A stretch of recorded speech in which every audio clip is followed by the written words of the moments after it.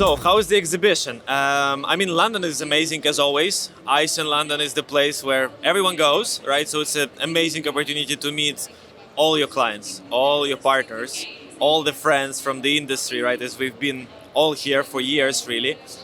So it's always amazing to be here at ICE in the beginning of the February. Every year, it's like a holiday. What are the plans? What are the plans for this year?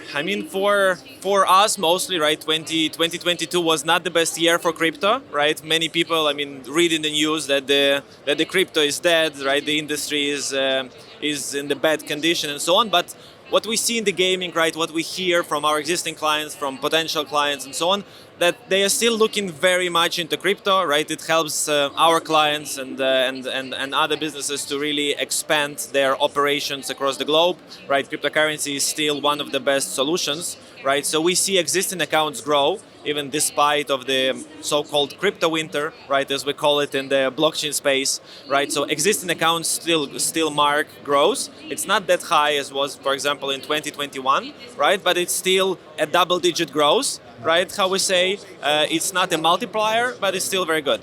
Speaking about what we see, speaking with some operators, that they say that the younger generations of the players, they embrace crypto much more active, right? They love blockchain much more than, let's say, people over 40 or 50, right? Who still stick to cards mostly.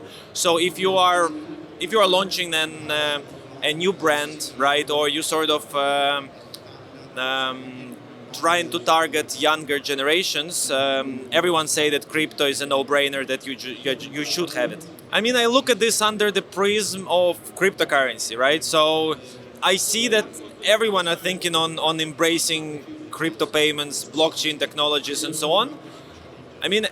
Aside of that, right, the challenges are pretty much the same for everyone in the industry, right? The operators are trying to get as much business as they can, right? We see more regulations which are happening in the gaming space.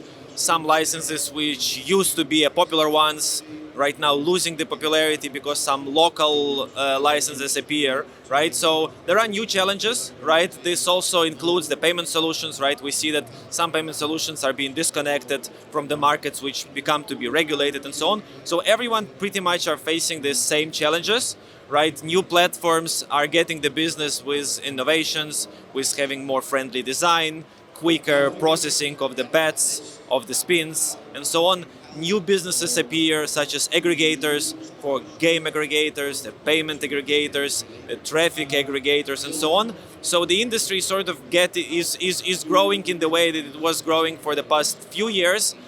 Innovators still innovate, new companies still getting their share markets, big empires decrease in size, new empires appear. Right, so nothing probably too crazy that is happening right now. I don't see a lot of the people speaking about AI here, right? Which is sort of course, a big trend. Maybe even more than the cryptocurrency. Maybe we will see some support tools, some retention tools embracing AI, right? Because it saves the costs and potentially gives a lot more efficiency. ChatGPT is an amazing technology, right? It's sort of so wide, right, that I think the amount of the utilities for ChatGPT is just endless, right? And it's for now hard to say how companies will be using that. For the average Joe on the market, ChatGPT is already an amazing tool, right? You can ask questions, you can get some easy explanations. You can pretty much sometimes use it instead of Google, right? For some advices, for some hints, and so on. But I think AI in general, right? More and more brands, companies will be able to train AIs with specifics of their business, and pretty much we all have experience with support chats. Many use bots, but those bots, in most of the cases, are stupid, right? So if you can make those bots more humanly, that can save a lot of the costs, I think, and improve really the retention and support for the operators from this industry, as well as from all other industries. So we are not playing with AI, right? We are playing with machine learning on the anti-fraud level, right? On the forecasting of the volumes of the transactions and so on, which is not the same as AI, right? We are mostly working right now on improving the flows for the merchants, improving the flows for end customers, introducing new blockchains, new simplifications for integrations, right? Which might not sound too disruptive, but we are playing with some quite rocket science there. Basically, we are looking on the new markets, right? We are quite actively moving in the Latin America.